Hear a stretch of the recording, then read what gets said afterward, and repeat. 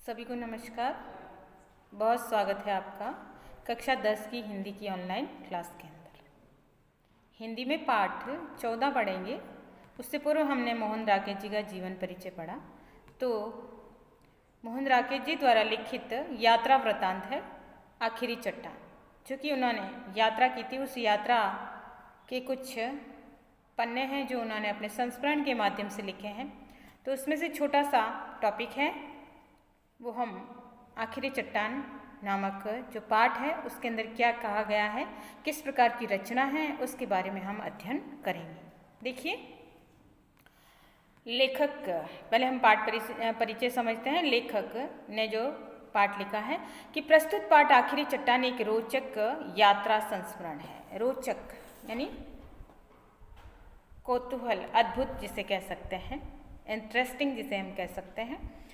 दिसंबर 1952 से फरवरी 1953 के बीच मोहन राकेश ने गोवा से कन्याकुमारी तक की यात्रा की। लेखक ने ये यात्रा की थी।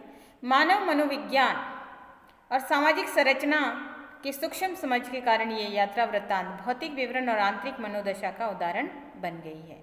भाषा इतनी पारदर्शी है कि लेखक के अनुभव पाठक के अनुभव में रूपांतरित हो जाते हैं या होने लगते हैं। यानी लेखक ने जो उस समय की जो रचना अपनी लिखी है, रोचक यात्रा वृतांत जो उन्होंने लिखा है, कन्याकुमारी तक की यात्रा है, गोवा से लगाकर कन्याकुमारी, और ये यात्रा रही है उनकी दिसंबर 1952 से फरवरी 1953 के बीच की।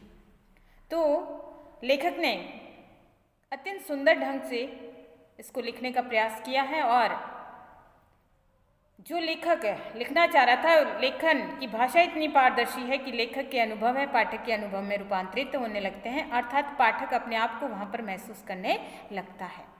कन्याकुमारी के सूर्योदय और सूर्यास्त का अत्यंत सूक्ष्म अंकन इस पाठ की अनुपम विशेषता है। लेखक ने काफ़ी सुंदरतम ढंग से है वो अपना विवरण है इसमें लिखा है।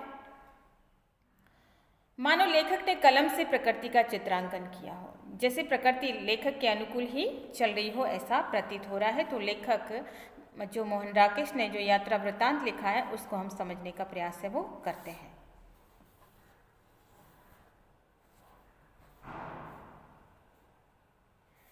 पाठ के टॉपिक पर आते हैं। देखिए, कन्याकुमारी, गोवा से कन्याकुमारी तक की यात्रा है। तो कन्याकुमारी सुनहले सूर्योदय और सूर्यास्त की भूमि, सूर्योदय की भूमि और सूर्यास्त की भूमि माना जाता है कन्याकुमारी को। अब लेखक जहाँ खड़ा है वो कैंप होटल के आगे है, वहाँ खड़ा है, और किस प्रकार से लेखक अपनी बात शुरू करते हैं तो देखिए। तो यहाँ पे प्रश्न पूछा जा सकता है कि सुनहले सूर्योदय और सूर्यास्त की भूमि कौन सी है। तो ये आपको याद रखना है, कन्याकुमारी को सुनहले सूर्यास्त और सूर्योदय की भूमि है वो कहा जाता है।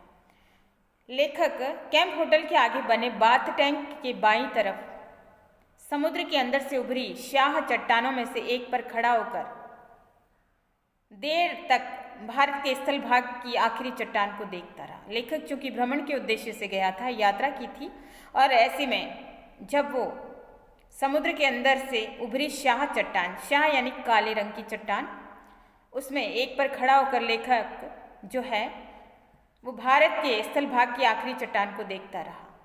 पृष्ठभूमि यानी उसकी पीठ की तरफ, पीछे की तरफ कन्याकुमारी के मंदिर की लाल और सफ़ेद लकीरें चमक रही थी कि चारों तरफ वातावरण दिखाई दे रहा था लेखक को, और मंदिर भी है, मंदिरों की बत्तियां हैं वो उसको दिखाई दे रही थी। अरब सागर, हिंद महासागर और बंगाल की खाड़ी। देखिए, यहाँ पे प्रश्न भी आ गया है कि अरब सागर, हिंद महासागर और बंगाल की खाड़ी, इन तीनों के संगम स्थल से वह सहती हुई स्वयं भी वह चट्टान जिस पर कभी स्वामी विवेकानंद ने समाधि लगाई थी। हर तरफ से पानी की मार सहती हुई स्वयं भी समाधि स्थित लग रही थी। लेखक ये कह रहा है कि पहले तो आपको याद रखना है, यहाँ पे एक प्रश्न बन रहा है कि अरब सागर, हिंद महासागर और बंगाल की खाड़ी, तीनों का संगम स्थल सी वह चट्टान। तो किन किन के संगम स्थल के बारे में बताया, तो यहाँ पे अरब सागर, हिंद महासागर और बंगाल की खाड़ी, इन तीनों के संगम स्थल के बारे में बताया है, जहाँ पर वो चट्टान है वो लगई जो है वहाँ पर मौजूद है। और कभी स्वामी विवेकानंद ने समाधि लगाई थी। लेखक ये कहता है कि वो चट्टान है जब कभी स्वामी विवेकानंद भारत भ्रमण पे अपनी यात्रा पे निकले थे, तो उन्होंने उस चट्टान के ऊपर बैठकर समाधि लगाई थी, ध्यान अवस्था अपनी लगाई थी, क्योंकि वो एक महान संत थे भारत के। और ऐसे में संत विवेकानंद ने, स्वामी विवेकानंद ने वहाँ पर बैठकर समाधि लगाई थी, यानी ध्यान किया था। हर तरफ से पानी की मार सहती हुई भी स्वयं भी समाधि स्थल से लग रही थी। समाधि यानी ध्यान या गंभीर मुद्रा में बैठ जाना, शांति के साथ ईश्वर का ध्यान करते हुए। तो यहाँ पर वो चट्टान भी इतने थपेड़े खा रही है, इतनी मार खा रही है समुद्र की लहरों से, लेकिन फिर भी वहाँ पर स्थित है, एक ही जगह पर टिकी हुई है, जैसे कि वो भी ऐसा लग रहा है जैसे वो भी समाधि में लगी हुई है। हिंद महासागर की ऊंची ऊंची लहरें मेरे आसपास की शाह चट्टानों से टकरा रही थी। लेखक ये कहता है कि हिंद महासागर, ये तीनों का संगम स्थल माना जाता है, हिंद महासागर, बंगाल की खाड़ी और अरब सागर, ठीक है। तो लहरें हैं वो समुद्र के अंदर बार बार उठ रही थी, और वहाँ पे अनेक चट्टानें जो वहाँ मौजूद थी उन चट्टानों से टकरा रही थी। उसी में से एक चट्टान थी वो चट्टान जिसके ऊपर लेखक खड़ा था और जहाँ पर कभी स्वामी विवेकानंद ने समाधि लगाई थी। बलखाती लहरें रास्ते की नुकीले चट्टानों से कटती हुई आती थी, जिससे उनके ऊपर चूरा बूंदों की जालियां बन जाती थी। चूरा बूंदे यानी लहरें जब आती है तो बल खाती हुई, लहराती हुई आती थी, और फिर लहरें जब तेज जो है धार में होती है या तीव्रता के साथ जब आती है, तो वो जब चट्टानों से टकराती तो बहुत सारी बूंदें एक साथ दिखाई देती है। तो अगर आपने कभी कोई मूवी का सीन देखा हो, कभी कोई पिक्चर देखी हो, तो उसमें समुद्र के सीन भी दिखाते हैं, और समुद्र के सीन में किस प्रकार से जो है समुद्र में जब लहरें उठती है, तूफानी लहरें आती है और चट्टानों से टकरा के पुनः रिटर्न होती है, तो उस रिटर्न होने के दौरान या वापस पुनः लौट कर जाती है, तो उस समय बहुत सारी बूंदें हैं वो एक साथ चट्टानों से टकराती है, वो लहर टकराती है और बहुत सारी बूंदों में परिवर्तित हो जाती है। तो ऐसा लेखक ये देख रहा है प्रकृति की सुंदरता को कि चूरा बूंदों की जालियां बन जाती थी, कि बहुत सारी बूंदों में परिवर्तित हो जाती थी। मैं देख रहा था और अपनी पूरी चेतना से महसूस कर रहा था शक्ति का विस्तार और विस्तार की शक्ति। लेखक ये कहता है कि मैं देख रहा था उस संगम स्थल से उस समुद्र को और उन लहरों को, और लेखक ये कहता है कि उन लहरों में कितनी शक्ति है, क्योंकि लहरें हैं वो शक्ति के साथ फैलती हुई दिखाई दे रही थी, आती हुई दिखाई दे रही थी, और फिर चट्टान से टकरा कर वो दिखाई दे रही थी कि चट्टान से टकरा कर लहरें कितनी विशाल हो गई थी। और लेखक कहता है कि समुद्र की जल राशि जिसमें तीनों का संगम स्थल है वो बंगाल खाड़ी, हिंद महासागर और अरब सागर, सब तरफ पानी ही पानी दिखाई दे रहा था। और ऐसे में लेखक ये कहता है कि मैं देख रहा था शक्ति का विस्तार और विस्तार की शक्ति, कि मैं शक्ति को देख रहा था। चारों तरफ पानी की शक्ति दिखाई दे रही थी और विस्तार की शक्ति, जिसका विस्तार है उसके अंदर कितना जो है कितनी शक्ति उसके अंदर भरी रहती है। तो यहाँ पर यही बात लेखक ये कह रहा है कि तीनों तरफ से क्षितिज तक पानी ही पानी था। जहाँ लेखक खड़ा था जिस चट्टान पे, चारों तरफ पानी ही पानी दिखाई दे रहा था, तीनों तरफ से क्षितिज तक। क्षितिज यानी वह स्थान जहाँ धरती और आकाश एक होते हुए मिलते हुए दिखाई देते हैं, तो क्षितिज उसे कहा जाता है। फिर लेखक कहता है कि वो शक्ति का विस्तार और विस्तार की शक्ति को महसूस कर रहा था। तीनों तरफ से क्षितिज तक पानी ही पानी था, यानी चारों तरफ पानी है। लेखक के अनुसार कि वहाँ धरती और आकाश सारी सब जगह पानी ही पानी दिखाई दे रहा था। अगर हम समुद्र देखें तो समुद्र अनंत होता है और जिसकी कोई सीमा नहीं होती, दिखाई नहीं देता है, छोर दिखाई नहीं देता। तो ठीक वहाँ पर भी ऐसा ही था, क्योंकि समुद्र की जिस चट्टान पर लेखक खड़ा था वहाँ चारों तरफ या तीनों तरफ पानी ही पानी था। तो लेखक ये कहता है कि क्षितिज तक पानी ही पानी था। फिर भी सामने का क्षितिज हिंद महासागर का अपेक्षा अधिक दूर और अधिक गहरा जान पड़ता था। लगता था कि उस और दूसरा छोर है ही नहीं, यानी अनंत जो है समुद्र दिखाई दे रहा था। तीनों ओर के क्षितिज को आंखों में समेटता मैं कुछ देर भूला रहा कि मैं एक जीवित व्यक्ति हूँ, दूर से आया हुआ एक यात्री, एक दर्शक। लेखक ने उस समय प्रकृति को, उस समय समुद्र, उसकी लहरों को, उस चट्टान की सुंदरता को और उस स्थल को इतना आत्मसात कर लिया अपने अंदर, या कह सकते हैं लेखक इतना खो गया कि वो भूल गया कि मैं हूँ और मैं एक जीवित व्यक्ति। यानी लेखक उस दृश्य को समेटते हुए वहाँ ऐसा खो गया कि लेखक अपने आप को भूल गया है। वो भूल गया कि वो एक जीवित व्यक्ति है, दूर से आया हुआ एक यात्री है, एक दर्शक है, एक पर्यटक है। उस दृश्य के बीच में जैसे दृश्य का एक हिस्सा बनकर खड़ा रहा। बड़ी बड़ी चट्टानों के बीच बहुत सी छोटी सी चट्टानें जब अपना होश हुआ तो लेखक ये देख रहा था कि वहाँ पे अनेक प्रकार की चट्टानें थी, बड़ी चट्टानें, छोटी चट्टानें और कई प्रकार की चट्टानें। और जब अचानक से लेखक को उन चट्टानों को देखते देखते अपना ध्यान हुआ तो उसे याद आया कि मैं यहाँ पर एक दर्शक के रूप में आया हुआ हूँ, एक यात्री हूँ और मैं जीवित हूँ और मुझे वापस भी जाना है। तो अचानक से उसे होश आया और बड़ी बड़ी चट्टानों के बीच एक छोटी सी चट्टान जब अपना होश हुआ तो देखा कि मेरी चट्टान भी तब तक बढ़ते पानी में घिर गई है। अब लेखक ये कह रहा है कि पानी जो है गहरा होता जा रहा था, छोटी छोटी चट्टानें डूब रही थी। अचानक से लेखक ने देखा कि जिस चट्टान के ऊपर लेखक खड़ा था उस पर भी पानी भर चुका था, या उसका भी लेवल है धीरे धीरे धीरे धीरे पानी में डूबता जा रहा। तो लेखक ये कहता है कि बढ़ते पानी में काफ़ी घिर गई थी, घिर गई यानी पानी बढ़ता जा रहा था।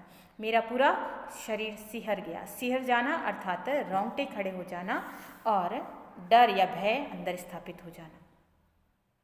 मैंने एक नज़र फिर सामने की उमड़ते विस्तार पर डाली। फिर उन लेखक का ध्यान वापस पानी की तरफ गया, देखा उसको और पास की एक सुरक्षित चट्टान पर कूदकर दूसरी चट्टान पर से होता हुआ किनारे पर पहुंच गया। लेखक ये कहता है कि अपना जैसे ही उसे ख्याल आया कि वो एक यात्री है, एक दर्शक है और यहाँ पर उसकी सुरक्षा को खतरा है, तो ऐसे में उसने महसूस किया कि अब उसे यहाँ से हट जाना चाहिए। और उसी की महसूस करते हुए वो छोटी चट्टानों से होते हुए अंततः वह डर गया और विस्तार पर नज़र डालते ही फिर एक सुरक्षित चट्टान पर कूदकर वो दूसरी चट्टानों से होता हुआ किनारे पर पहुँच गया, यानी वो स्थल भाग की तरफ पहुँचा।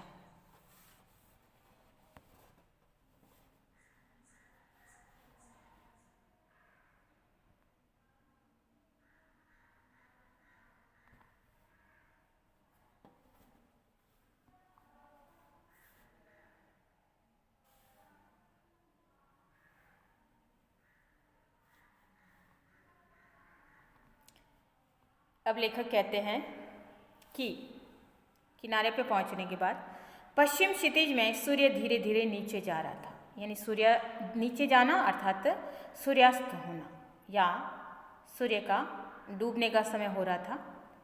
सूर्य पूर्व में उदित होता है और पश्चिम में अस्त होता है। तो यहाँ पर लेखक ये कहता है कि पश्चिमी क्षितिज, यहाँ जहाँ सूर्य धरती और आकाश मिलते हुए दिखाई देते हैं, पश्चिम की तरफ सूर्य धीरे धीरे नीचे जा रहा था। मैं सूर्यास्त की दिशा में चलने लगा। लेखक को चूँकि हमने पूर्व में ही इसकी जब पाठ हमने प्रारंभ किया तो हमने देखा है कि सुनहरे सूर्योदय और सूर्यास्त की भूमि क्या है, कन्याकुमारी। तो लेखक कन्याकुमारी में है, समुद्र दर्शन कर रहा है। अब वो क्षितिज में डूबते हुए सूर्य को देखना चाह रहा है कि सूर्यास्त दर्शन भी करना चाहता है। तो लेखक ये कहता है कि मैं सूर्यास्त की दिशा में चलने लगा। लेखक सूर्यास्त की तरफ सूर्यास्त दर्शन करना चाहता था तो वो उस तरफ जाने लगा। दूर पश्चिमी तट रेखा के एक मोड़ के पीली रेत का एक टीला नजर आ रहा था। सोचा उस टीले पर जाकर सूर्यास्त देखूंगा। फिर उसने देखा, लेखक ने, कि पश्चिमी तट रेखा के एक मोड़ के ऊपर पीली रेत का एक टीला सा दिखाई दे रहा था। लेखक उस टीले की तरफ जाने लगा और फिर मन ही मन ये सोच रहा था कि मैं वहाँ जाके सूर्यास्त दर्शन करूँगा। यात्रियों की कितनी ही टोलियाँ उस दिशा में जा रही थी। यात्रियों की कितनी ही टोलियाँ उस दिशा में जा रही थी। मेरे आगे कुछ मिशनरी युवतियाँ मोक्ष की समस्या पर विचार करती चल रही थी। लेखक ये कहता है कि वो जिस दृश्य को देखने जाना चाह रहा था वहाँ पे और भी कई लोग हैं, वहाँ जा रहे थे, झुंड बना बनाकर उसी दिशा में जा रहे थे। वो भी या तो यात्री थे या पर्यटक थे या वहीं के निवासी थे या फिर वो सूर्यास्त दर्शन देखना चाह रहे थे। तो बहुत सारे लोग हैं उस तरफ बढ़ रहे थे। मेरे आगे कुछ मिशनरी युवतियाँ मोक्ष की समस्या पर विचार करती हुई चल रही थी। लेखक जिस तरफ चल रहा था वहाँ पे कुछ मिशनरीज यानी ईसाई धर्म की स्त्रियाँ जो साध्वियाँ जिसे हम कह सकते हैं, जिसे हम नन कहते हैं या जिसे हम सिस्टर कहते हैं, जो भी, ठीक है, तो वो मोक्ष के बारे में चर्चा कर रही थी और वो उनकी आगे आगे चल रही थी, लेखक के आगे आगे। लेखक का ध्यान है उनकी बातों पर लगा हुआ था। मैं उनके पीछे पीछे चलने लगा। लेखक उनके पीछे हो गया, चुपके से मोक्ष का कुछ रहस्य पा लेने के लिए, क्योंकि वो धार्मिक स्त्रियाँ थी, युवतियाँ थी सॉरी, और ऐसे में वो मोक्ष के रहस्य पर बात कर रही थी। तो लेखक ये कहता है कि मैं भी उस रहस्य को समझने के लिए उनकी तरफ कान लगाए उनके पीछे पीछे चल रहा था। यूँ उनकी बातों से कहीं रहस्यमयी आकर्षण उनके युवा शरीरों में था और पीली रेत की पृष्ठभूमि में उनके लबादों के हिलते हुए शाह सफ़ेद रंग बहुत आकर्षक लग रहे थे। लेखक ये कहता है कि वो सारी युवतियाँ थीं। तो यहाँ लेखक का मन है वो जो है हंसता हुआ लेखक ये कहता है, या कहीं ना कहीं लेखक के मन में ये है कि स्त्रियां हैं और पुरुष है, वो सहज आकर्षित हो जाता है। तो यहाँ पर कि यूँ उनकी बातों से कहीं रहस्यमय आकर्षण उनके युवा शरीरों में था। तो लेखक जो है उन्मादी तरीके से उनके पीछे चल रहा था। शायद वो उनके सौंदर्य को देखना चाह रहा था या उनके सौंदर्य से वशीभूत होकर उनके पीछे पीछे चल रहा था। और पीली रेत के पृष्ठभूमि में उनके लबादों के हिलते हुए सफ़ेद स्याह रंग बहुत आकर्षक लग रहे थे। उन्होंने जो वस्त्र परिधान पहन रखे थे अपने धर्म से संबंधित, मिशनरी से संबंधित, तो वो ये कहते हैं, लेखक ये कहता है कि जब पीली रेत पर वो ये युवतियाँ चल रही थी तो उनके जो कपड़े जो उन्होंने पहन रखे थे, जो साड़ियाँ उन्होंने पहन रखी थी, उन्होंने सफ़ेद रंग बहुत ही आकर्षक उसमें लग रहा था। मोक्ष का रहस्य अभी भी बीच में ही था कि हम लोग टीले पर पहुँच गए। वो युवतियाँ भी टीले पर पहुँच गई और लेखक भी टीले पर पहुँच गया। यह वह सैंड हिल थी जिसकी चर्चा में वहाँ पहुँचने के बाद से ही सुन रहा था।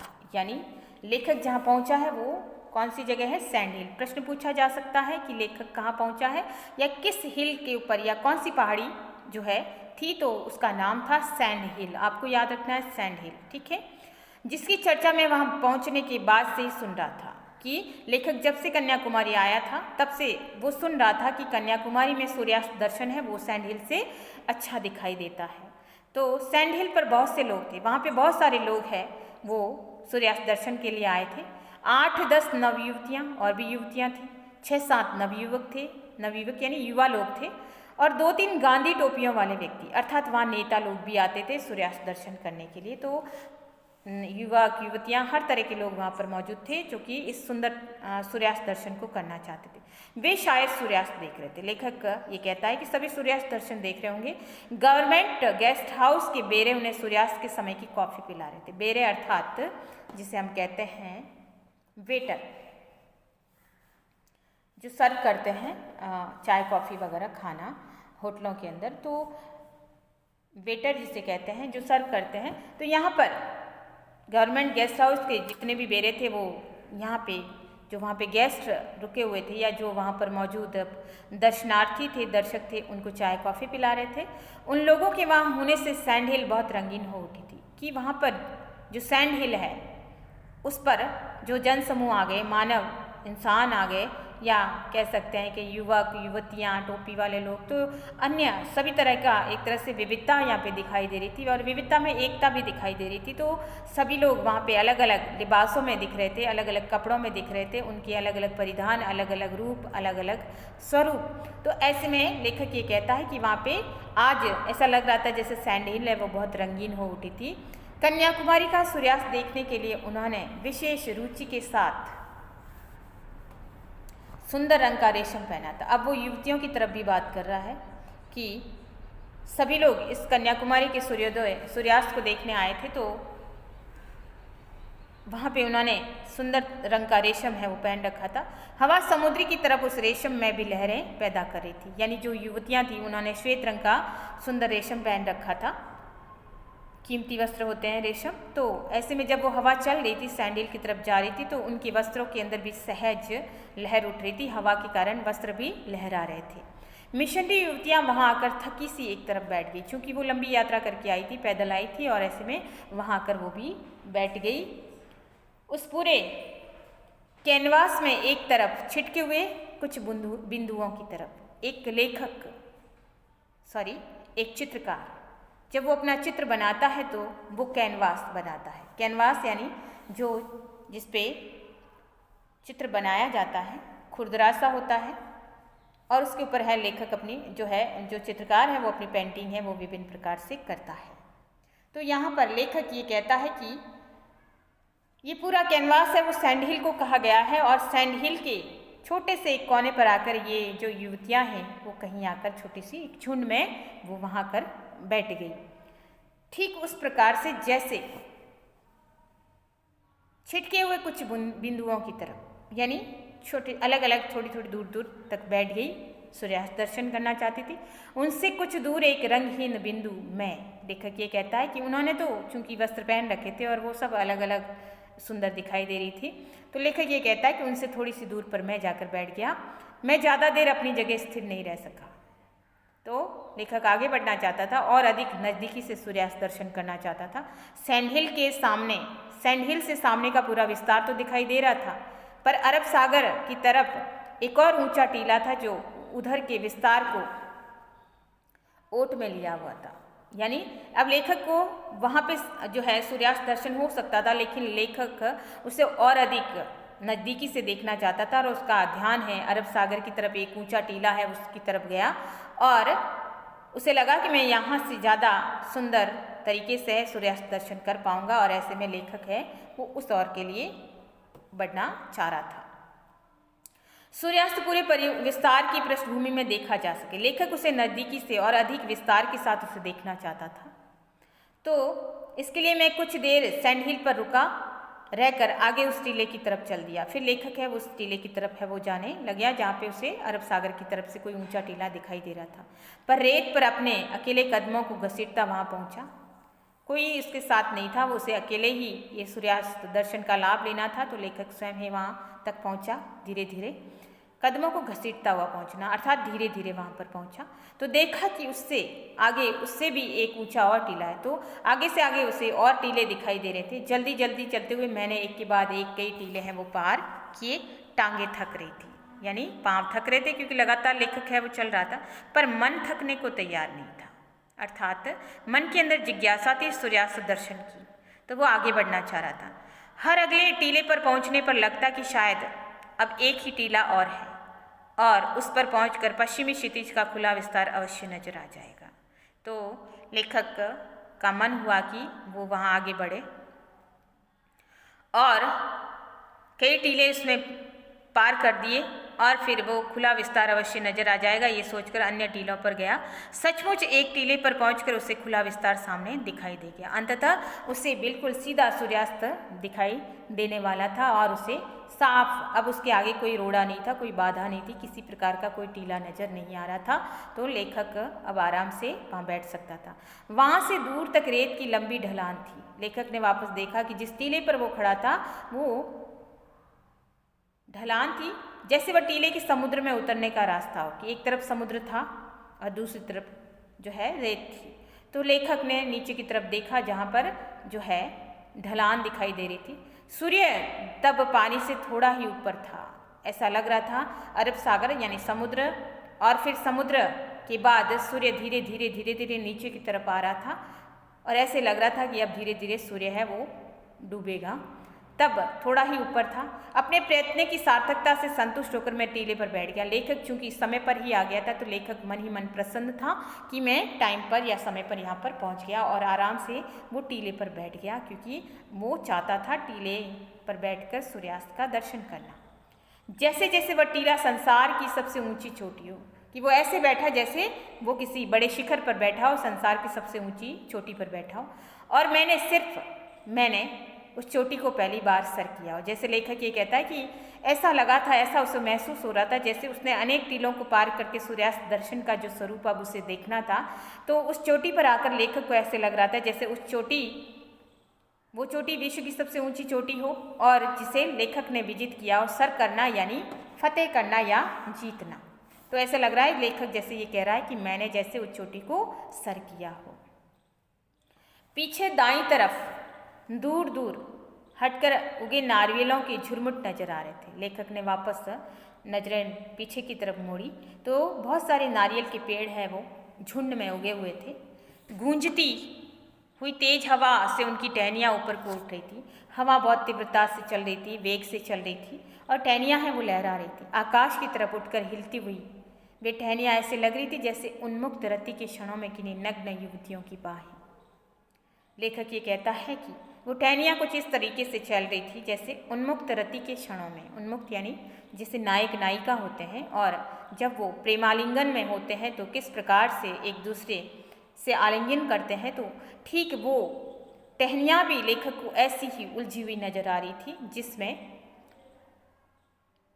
लेखक प्रकृति को देख रहा था, लेकिन लेखक ने उनका अनुभव है वो मानव आधार पर उसका कर दिया है। तो इस प्रकार से टहनियाँ तीव्र हवा के तेज के कारण या वेग के कारण आपस में उलझ रही थी, तो यहाँ पर लेखक ने उन्हें मानवीय क्षणों के अंदर डाल दिया है। फैली रेत के कारण बहुत सुखी बीहड़ और वीरान, सॉरी मेरी एक लाइन भूल गई पंक्ति, पश्चिमी तट के साथ साथ सूखी पहाड़ियों की एक श्रृंखला दूर तक चली गई थी। लेखक ने वापस दूसरी तरफ ध्यान दौड़ाया, नजर घुमाई तो देखा कि सूखी पहाड़ियों की एक श्रृंखला दूर तक चली गई थी जो सामने फैली रेत के कारण बहुत रूखी बीहड़ और वीरान लग रही थी। कि एक तरफ रेत के टीले थे, दूसरी तरफ समुद्र था और पहाड़ियाँ भी थी जो एक दूसरे से मिलती हुई काफ़ी लंबी है वो पंक्ति बन गई थी, श्रृंखला बन गई थी और वो ऐसी लग रही थी जैसे रूखी बीहड़, बीहड़ यानी जंगली जंगल, घना जंगल और वीरान यानी बिल्कुल वहाँ कोई मानव नहीं था, तो सूखा अनजान वीरान सा सन्नाटा जिसे हम कह सकते हैं लग रही थी। सूर्य पानी की सतह के पास पहुंच गया। लेखक जिस दृश्य को देखना चाहता था वो दृश्य अब लेखक के आगे साकार होने वाला था। सुनहरी किरणों ने पीली रेत को एक नया सा रंग दे दिया था। वो है सूर्य नीचे की तरफ आ गया था, पूरी तरह से समुद्र के किनारे जो है पानी की तरफ आ रहा था और अचानक से जब डूबता हुआ सूर्य होता है तो उसकी रोशनी एकदम बहुत ज़्यादा पीली और रंगीन हो उठती है, तो उसकी रोशनी है वो रेत के टीले के ऊपर भी पड़ रही थी, तो रेत का रूप या स्वरूप भी बदल रहा था। उस रंग में मैंने उस रेत पर दूर तक बने अपने पैरों के निशानों को देखा, सॉरी वापस पंक्ति भूल गई। उस रंग में रेत इस तरह चमक रही थी जैसे अभी भी उसका निर्माण करके उसे वहाँ उड़ेला गया हो, यानी रेत का रंग ही बदल गया था उस सूर्यास्त की किरणों के कारण।